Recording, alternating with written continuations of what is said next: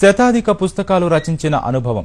తెలంగాణ సంస్కృతికి చరిత్రకు 6 దశాబ్దాలుగా వన్నె తెచ్చే ప్రయత్నం చేసిన సాహితీ యోధుడు. ఆయనే కపిలవాయి లింగమూర్తి. మహబూబ్నగర్లో పుట్టిన ఈ సాహిత్య దిగ్గజాన్ని హైదరాబాద్ తెలుగు విశ్వవిద్యాలయం గౌరవ డాక్టరేట్తో సత్కరించనుంది. పాలమూరు కవిభీష్మ బిరుదాంకితుడిగా పేరు గడించిన గవర్నర్ చేతుల మీదుగా పురస్కారం అందుకోబోతున్న లింగమూర్తిపై ఈటీవీ ప్రత్యేక కథనం.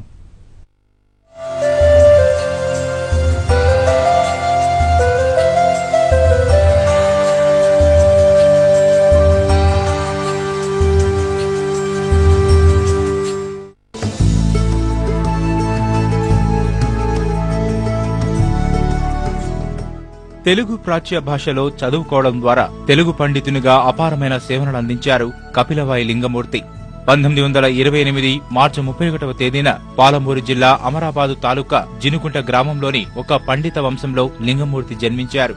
చిన్నతనం నుంచే సంస్కృతాంధ్ర నిఘంటువులు, పురాణ ఇతిహాసాలు, కావ్య నాటకాలు, జ్యోతిష్య శ్రౌతాది భాగాలను నేర్చుకున్నారు. 1954లో నాగర్ కర్నూలులోని జాతీయోన్నత పాఠశాలలో తెలుగు పండితునిగా చేరారు. 1972 నుంచి పాలెంలోని శ్రీ వెంకటేశ్వర ప్రాచ్య కళాశాలలో చరిత్రోపన్యాసకులుగా 13 ఏళ్ల పాటు పనిచేసి 1983లో పదవి విరమణ పొందారు.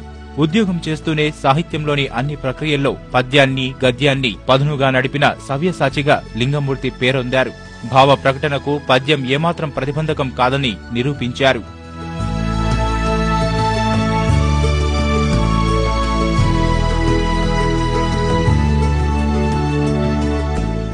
అన్ని సాహిత్య ప్రక్రియల్లో కవితలు, గీతాలు, వచనాలు, శతకాలు, వచన శతకాలు, కావ్యాలు, ద్విపద, నాటకం, ఉదాహరణలు, స్థల చరిత్రలు, బాల సాహిత్యం మొదలైన ప్రక్రియల్లో రచనలు చేసిన కవితా కళానిధి. మరుగున పడ్డ తాళపత్రాలను వెలికితీసి వ్యాఖ్య విశేషాలను వివరిస్తూ ఆనాటి కవులను ఈ తరానికి పరిచయం చేశారు. సాహిత్యంలోని అనేక విషయాలను అవలీలగా వివరించే విద్వన్మణి కపిలవాయి.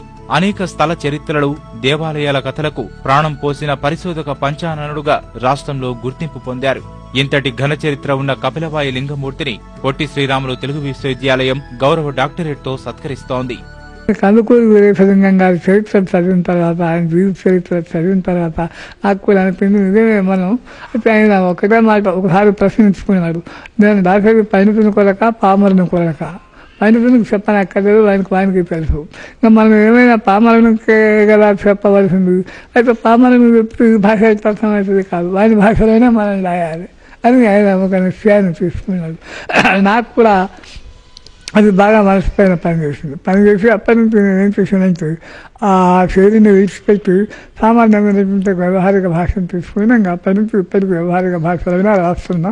నాకు అటువంటి భాష ఇష్టం. సాహిత్యంలోని క్లిష్టమైన ప్రక్రియల్లోనూ చిత్రపది, బంధాలు, శబ్దపది, అలంకారాలు, యతులతో చమత్కారాలు రచనలు చేపట్టి భాషా సముద్రపు లోతుల్లోకి వెళ్లి తెలుగు పలుకుబడిపై ప్రత్యేకాధికారం సాధించారు లింగమూర్తి. జిల్లా అంతటా విస్తృతంగా పర్యటించి మరుగున పడిన శాసనాలు, చరిత్ర, జానపదుల నోళ్లలో నానే అపూర్వమైన విలువైన విషయాలను గ్రంథస్థం చేశారు. 1000 పున్నమల వెలుగులో సాహిత్యాన్ని మధించి అక్షరామృతాన్ని కురిపించిన కవికేసరి ప్రచురించిన గ్రంథాలలో ఎన్నో ప్రాముఖ్యత సాధించాయి. భాగవత కథాతత్వం, సాలగ్రామ శాస్త్రం, శ్రీ మత్ ప్రతాపగిరి ఖండం, కుటుంబ గీత వంటివి అందులో మచ్చుకు కొన్ని. దాదాపు 25,000 అముద్రిత గ్రంథాలను వెలికి తీసుకురావలసి ఉంది. వాటిలో పాలమూరు జిల్లా మాండలికాలు, ఆంధ్ర పూర్ణాచార్య చరిత్ర వంటివి ఉన్నాయి. ఉస్మానియా, తెలుగు విశ్వవిద్యాలయం, మదురై యూనివర్సిటీ, శ్రీ వెంకటేశ్వర విశ్వవిద్యాలయాలలో కపిలవాయి లింగమూర్తి పుస్తకాల సాహిత్యంపై 6 పరిశోధన సిద్ధాంత వ్యాసాలు సమర్పించి డాక్టరేటు పట్టాలు పొందారు. నేను పండితులు పెద్ద పెద్ద వాళ్ళంతా గుర్తించాను. జ్ఞానమధ్య హనుమత్ శాస్త్రి, కేశవ పంతుల నరసింహ శాస్త్రి,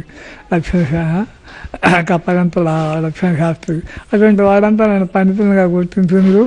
నాకు పండితుల యొక్క సన్మానాలు కూడా బాగా జరిగినాయి. కాబట్టి ఇంకా డాక్టరేట్ వచ్చి మాత్రం నాకు ఎంతకంటే కావాల్సిన పండితునికి గౌరవం అంచేత నాకు దీనిపైన ఇది లేకున్నది. కానీ నన్ను ఎదిగిన వాళ్ళు, నా పైన పిహెచ్డీ చేసిన వాళ్ళు, నా దగ్గర పిహెచ్డీ కోచింగ్ తీసుకున్న వాళ్ళు అయ్యో సార్కి ఏం లేకపోయాను, సార్కి మేము చేస్తున్నాం కానీ సార్కి ఏం లేకపోయాను, వాళ్ళకి తప్పన చాలా ఉంది.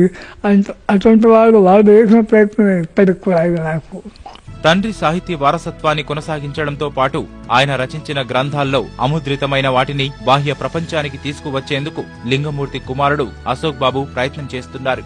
తెలంగాణ భాష సాహిత్యంపై పరిశోధన చేసి తెలుగు భాషకు ఎనలేని సేవలందించిన వ్యక్తిని గౌరవ డాక్టరేట్తో గుర్తించడంపై లింగమూర్తి కుటుంబ సభ్యులు ఆనందం వ్యక్తం చేస్తున్నారు.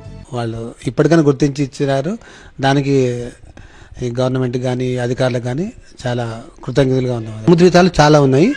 ఆయన జీవితకాలంలోనే ఆ అముద్రితాలన్నీ కూడా వెలుగులోకి తీసుకురావాలని కృషి చేస్తున్నాను. నేను ఆ ప్రయత్నంలో ఉన్నా. చాలా వాటికి కూడా డిటిపి అయినాయి. అవన్నీ ఆ ముద్రితాలు చేయడానికి ప్రయత్నం చేస్తున్నా. ఇంకొకటి, మా ఇంట్లో చాలా పెద్ద లైబ్రరీ ఉంది. నాన్నగారు సేకరించిన గ్రంథాలు చాలా ఉన్నాయి. ఆ లైబ్రరీ కూడా ఏదైనా ఒకటి అంటే ఒక రూమ్ చేసి అది పరిశోధకులకు వాళ్ళకు ఉపయోగపడేటట్టు చేస్తే బాగుంటుందని ఆయన అభిప్రాయం. అది దానికి కూడా చేద్దామని, ఆ పుస్తకాలు వృధా పోకుండా అంటే పరిశోధకులకు కానీ చరిత్రకారులకు కానీ వాళ్ళందరికీ కూడా చేయాలనే ఉద్దేశం ఒకటి అదొకటి ఉంది. ఎందరో ఔత్సాహికులైన శిష్యులకు మిత్రులకు కవితారంగంలో ఓనమాలు దిద్దించి దశ దిశ నిర్దేశనం చేసిన కపిలవాయి లింగమూర్తి సాహితీ లోకానికి మరింత సేవ చేయాలని తెలుగు ప్రజలు కోరుకుంటున్నారు. నిజామాబాద్ జిల్లా